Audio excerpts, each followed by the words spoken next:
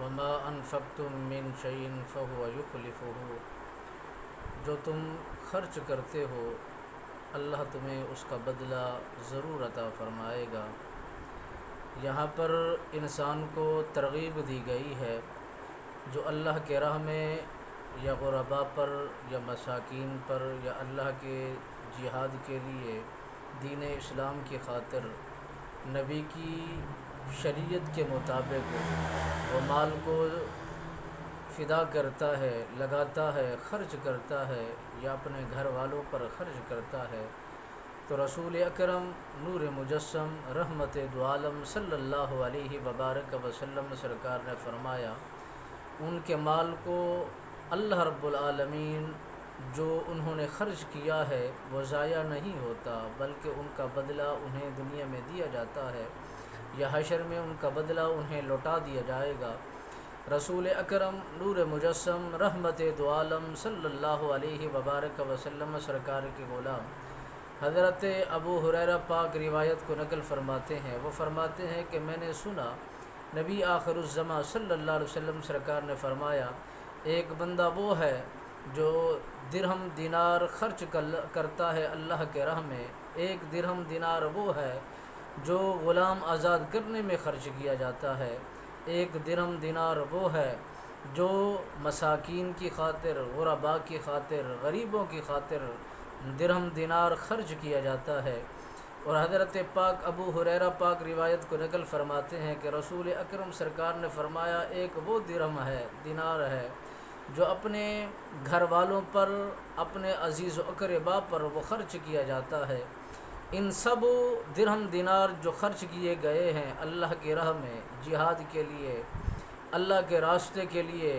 غلام آزاد کرنے کے لیے، فقراء کے لیے یا گھر والوں کے لیے، ان میں افضل درہم دینار کون سا ہے جس کا خرچ کرنے کا اجر و ثواب بہت اونچا ہے، بہت بڑا ہے؟ میرے رسول اکرم نور مجسم رحمت دو عالم صلی اللہ علیہ وبارک وسلم سرکار نے فرمایا اس سب میں سے جو افضل درہم دینار وہ ہے جنہوں نے اپنے گھر کے افرادوں پر، اپنے بچوں پر، اپنے رشتہ داروں پر، اپنے گھر کے لوگوں پر جس نے مال کو خرچ کیا وہ افضل درہم دینار بنتا ہے۔ جو اللہ کے راہ میں خرچ کیا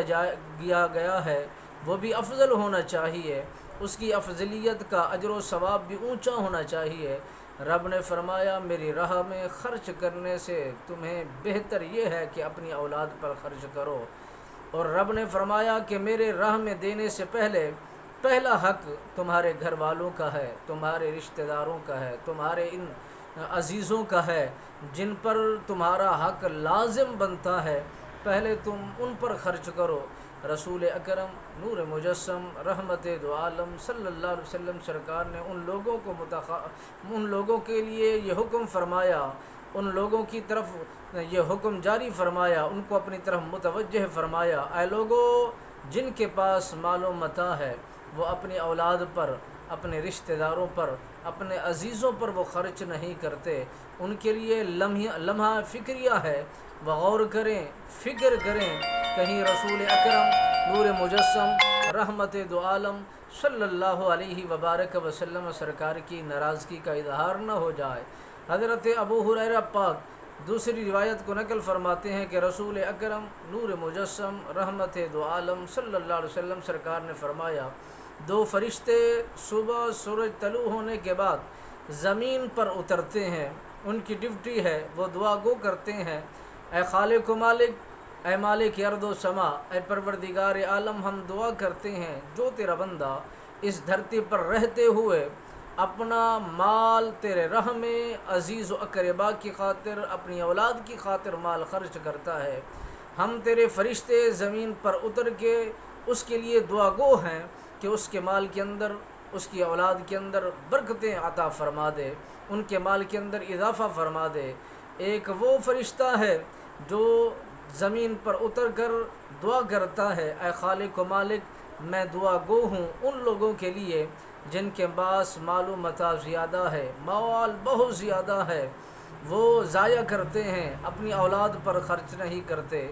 دین اسلام کو نہیں دیتے، غربا کا حق نہیں لوٹاتے، مساکین کو نہیں دیتے، غلام آزاد کرنے کے لیے وہ خرچ نہیں کرتے، تو وہ فرشتہ ان کے مال کے ضائع کے لیے دعا گو ہوتا ہے کہ مولا جو اسے مال دیا ہے اس کا مال بیکار ہو جائے، ضائع ہو جائے، ملیے میٹ ہو جائے، برباد ہو جائے۔